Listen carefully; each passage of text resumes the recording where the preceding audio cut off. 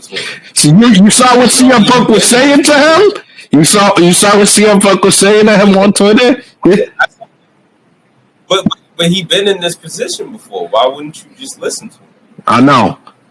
You think he's what does he have to get? What does he get out of just talking shit? No, he's not saying this to try to sit there and belittle you or be jealous of you. He's saying it because this is how he messed up. Yeah. This is exactly how he messed up. That's facts. CM Punk, I have a problem with CM Punk.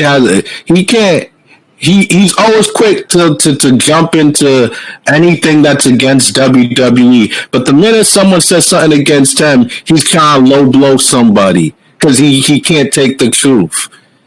And Eric roasted him, honestly. He's mad. Eric brought out the receipts and quoted him saying exactly verbatim that him and Daniel Bryan arriving to AEW is bigger than impactful to wrestling more than Scott Hall and Kevin Nash coming to WCW.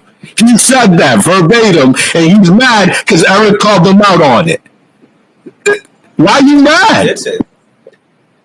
He did say that, and had zero numbers to back it up. That was the whole point of the whole conversation. You didn't back it up, and he's trying to act like he didn't say that. Like you guys ain't. Ever since that happened, you guys ain't getting 2 million people to watch you. Bro, let's keep it a buck. I'm not trying to cut you off. I apologize, but let's keep it a buck. Let's keep it 100. Let's keep it 1,000. There has been more overall buzz and benefit company-wise. And you can say I'm forcing it. I don't care because I don't think I am. I know what I see. I see the eye test. I see the ear test. And I see where this is going.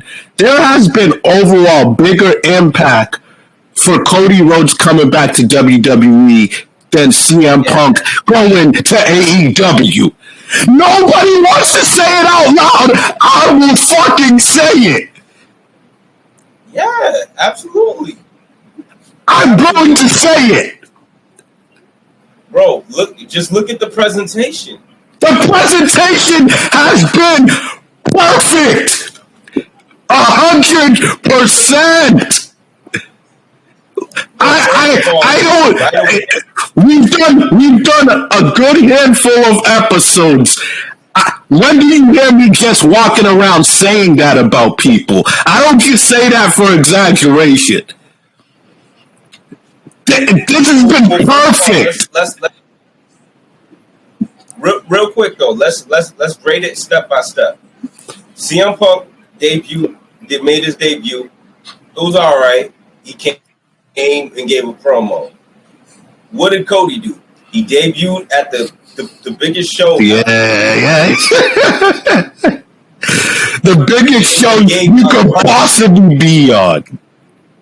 He put on a classic, something you're actually going to remember and keep going back. Yeah, that shit. That was I will watch that match 3, 5, 4 times. That. And the crazy part is, this second match they just had. And look who he was standing across from. Yeah. What did these dudes do? They made him fight some kid. Darby Allin. Some kid with face paint. Yeah. Not a legend. And a skateboard. Not a big player. He's not a big player in wrestling. He's not, you know me. Like, I didn't even know him till that day. Yeah. I said that before. I didn't even really know who he was. And I actually I think he's a talented good kid, but no, he shouldn't be in that spot. He can go. Yeah. No, that's how you book a Hall of Famer. It's not. That's how you book a big time player. Especially one that has been away for so long. That you would think you would protect it even more. You should not fight a mid-carder ever. He shouldn't even be on TV every week. He should never fight a mid-carder. That's no diss to mid-carders. And let's look at the character difference too. CM Punk, he's a babyface, right? Wouldn't you say? Yeah, absolutely. And how good would you say he's even doing as a babyface? Honestly, I would say. And you just say this too. I never even thought CM Punk's strong suit was being a babyface. Yeah, that's a good point. He, don't get me wrong, he's beloved, but I don't ever think that was his biggest strength. That his best work always came as being bad. It always has. That's not giving it. I honestly grade it like between like a B- and a C+. It hasn't been that great. And I'm being a little nice. It might be a C- because of the opponents he's facing. He's facing a lot of D-listers and F-listers, not C-listers, D-listers. Like at a certain point, you can argue in wrestling, name value is the most important component to selling a fight. So at a certain point, you would think they would just keep them with the people that are names. Especially a pay-per-view. Exactly. Especially names that you could put on paper matter a lot in wrestling, arguably more than anything in entertainment and sports. So the fact that you're right, that they haven't used a CM Punk for Sting or a CM Punk versus Christian, at least something like that. Right. What else they could maybe pull out that's good with their personnel? Or Jericho versus Sting, Jericho versus Big Show. That's something, But I have to give Cody his flowers. I have to give WWE their flowers. Just look at the difference. I didn't even plan on this is the spirit of the wrestling WWE God speaking in me. The Holy Spirit of wrestling speaking to me. Because I wasn't gonna start with this, man. I gotta let it speak, man. I wasn't gonna start with this, but man, you could see such an attention to detail that WWE trusts him and he trusts WWE. Man, it's been perfect. And as we talked about, the WrestleMania debut with Rollins was a classic. But here's the crazy part. This past second round they had at WrestleMania Backlash was arguably as good as that match. It was they're up in the bar on matches that you're like, damn, I don't think you could get any better than that. And their chemistry is crazy. And I think they're gonna top it in Hell in a Cell now that they got some toys. So, man, Cody Rhodes is a star, man. I think he's a bigger star than CM Punk right now. He's proven all he needed was he's matured as a performer. All he needed was WWE to see him and give him a little leeway to be himself and reinvent his character. He's knocking this out the park, man. And that's a no-brainer. It's like even the entrance. It's a fire entrance song. It's a fire theme. The whole he feels like a big deal. And they never once seen him against somebody who didn't completely was not known, or they don't use him for anything like pointless, like just a promo. Yeah. I mean, no. He did fight Austin Theory, but that's not a bad look. That's not a bad look. But it was on a regular show. Up to something big. Yeah. Everybody who fought so far has been relevant people. He fought Miz on a Raw. He fought Theory. He's been fighting Rollins, and now I think he did like a little 6-man tag against the Bloodline or some shit. He fought everybody that mattered, like in. And WWE, you could tell they're taking great care of it, and he's taking great care of the opportunity. Like, This is great, man. He's everything.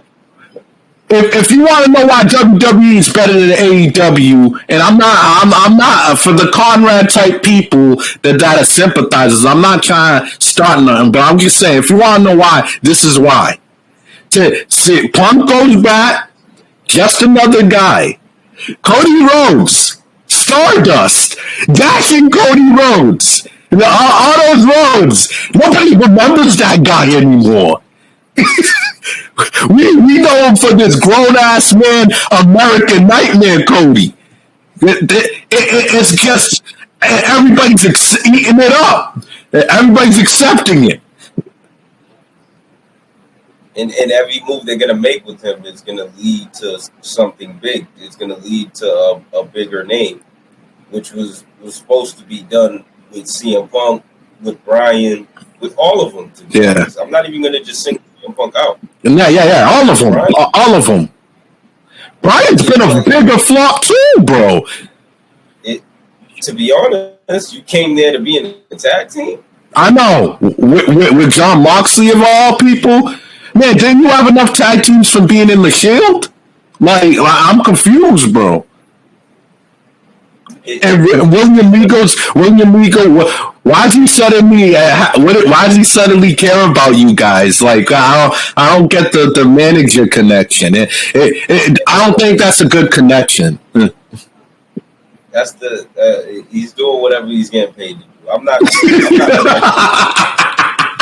Yeah, real talk though. He's one of those guys that you always say he just had to be involved. That's why he took it, bro. He wanted to still work. I'm not gonna direct nothing towards that guy. I was gonna get to that. I was gonna bring that up. I was definitely gonna bring that up, Michael. You heard about that? I have to talk about it for context. Is it a storyline? Nah, it's looking real. It's looking pretty real. What the hell happened? So apparently, here's what the reports are saying for context. Apparently, so many sources are saying WWE's plan, because if you notice, I don't know if you noticed, but they were promoting on USA that there was going to be a 6-pack elimination women's challenge to see who faces Bianca Belair. Sasha, Naomi, Doudrop, Nikki.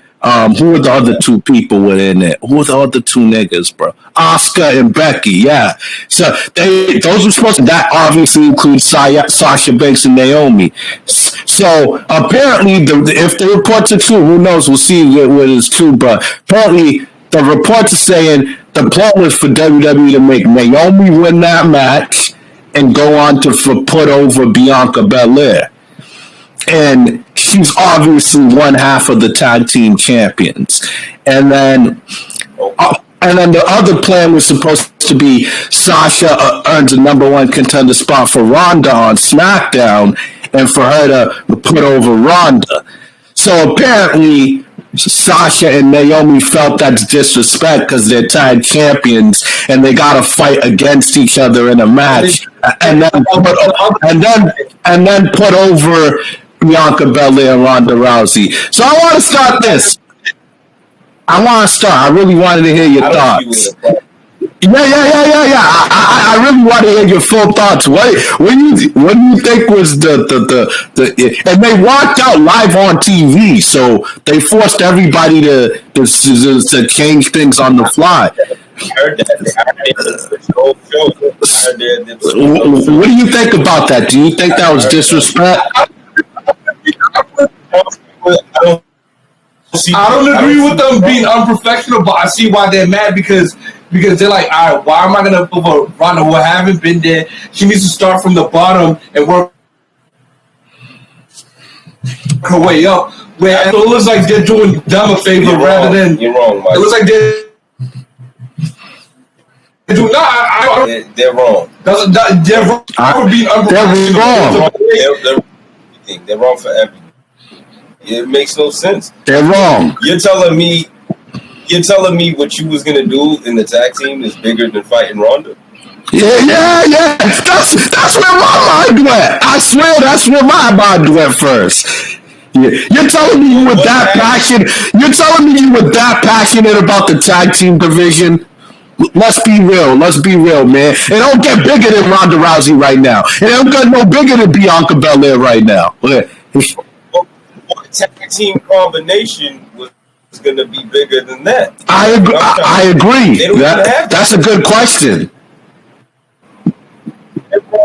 They're wrong. I would have fired them, Dave. Yeah. You're gonna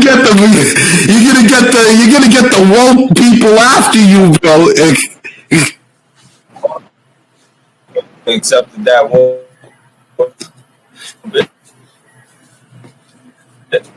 I'm trying to give you a bigger and better gig, and you left that. What? I know. What was going to be a bigger deal than that? Yeah. Sasha versus Ronda, man. I know. And I'm gonna keep it 100. Naomi, she's been irrelevant for a long time now. So you needed that. That's a match. Okay, all right. I just wanted to make sure. All right. But the last thing we were saying was, I'm right there. I'm 100% with you. One of the first things that came to my mind is what could get bigger than fighting Bianca Belair and Ronda Rousey in championship matches. I would expect them to want to do that.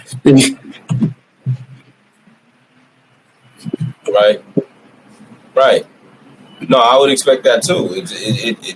That is a bigger eyeball. Especially if you're Naomi. You never, you know what? And to be honest with you, I wasn't mad. I thought those matches would be really good. Those would be some really high level matches. Yeah, of course they would. Both chicks can go. I would assume that they would want to use those matches to springboard into doing something that could be bigger for them. You know what I mean? Like they could, because they let's be serious. What other tag team is in front of you that can give you something almost as big as a deal? I don't see any other tag team in the division that could do that. Yeah. Who is in this tag team division? I know. Curious. Carmella and Queen Zelina. Natalia and Shayna Baszler. It's a bunch of copy and paste teams. It's a together team. It's a bunch of teams that don't match and teams that are like, hey, we need to get you on TV, so get together and figure it out. Like, come on, man. Like I said, I would not accept that. Vince McMahon. You would fire them on the spot, huh? I'm firing them. Like David, this doesn't even make any sense to me. I know. Like, you gotta make it make sense. I know. Make it make sense. It's to fight who? I know. To do what? You know what I mean? Like, let's be serious. You guys are the only team there that works right now. Yeah. That actually has some type of momentum. So unless they did something like brought the Bella twins back, they won't have no other name value, man. The tag team title shouldn't even be. Honestly, they should wipe the tag team titles and have a women's mid-card title. Honestly. I think that might be more. That's easier to work with because they don't have no natural teams. Think about the natural teams in WWE history: the Dudley Boys, Edge and Christian, Jeff Hardy. What do they have in common? They came in together from the get-go. WWE doesn't have two women that came in together from the get-go that are natural teams. That's why they throw people together. Other than people like the Bella Twins, they don't have pairs that really came in and was a unit. So why have a tag division?